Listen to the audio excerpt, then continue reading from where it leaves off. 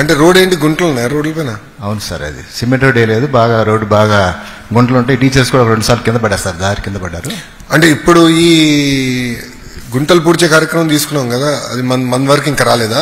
రాలేదు సార్, అది ఎమ్మెల్యే గారికి బ్రహ్మారెడ్డి గారికి చెప్పారు సార్, అది ప్రాసెస్లో ఉంది సార్. నేను ఇప్పుడు చేయాలే. మీరు టాపర్ పంపించినది ఇప్పుడు బాధ్యత పెరిగింది, ఆ రోడ్ వేయించే బాధ్యత నాది. Thank you sir, will take care of it. And even sir మా స్కూల్లో ల్యాబ్ కూడా ఉండదు సార్, ప్లే గ్రౌండ్ కూడా సరిగ్గా ఉండదు. అండ్ కేవలం IVF ప్యానెల్స్ మాత్రమే మాకు అవైలబుల్లో ఉంటాయి. ఏంటమ్మా? IVF panels. వాటిని యూజ్ చేసుకొని ప్రతి ఒక్క టీచర్ దాన్ని యూజ్ చేసుకొని మాకు క్లాసెస్ చెప్తారు. అండ్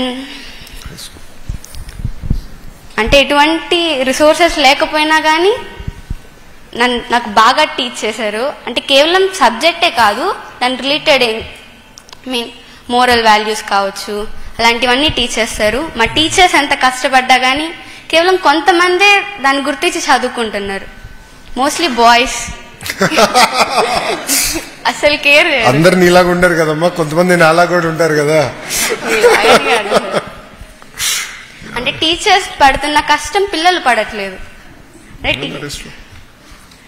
అంటే మీరు ఇచ్చిన ఆర్డర్స్ వాళ్ళు ఫాలో అవుతున్నారు, దాని రిజల్ట్ రావాలంటే స్టూడెంట్స్ కూడా అంతే కష్టపడాలి కదా సార్. కానీ స్టూడెంట్స్ అలా కష్టపడట్లేదు కదా సార్. మిమ్మల్ని మోటివేషనల్ స్పీకర్ చేస్తాం. మీకు ఫ్రీ టైంలో ఉన్నప్పుడు స్కూల్కి వెళ్ళి మోటివేట్ చేయాలి పిల్లల్ని. Correct? Good. Thank you sir. Thank you.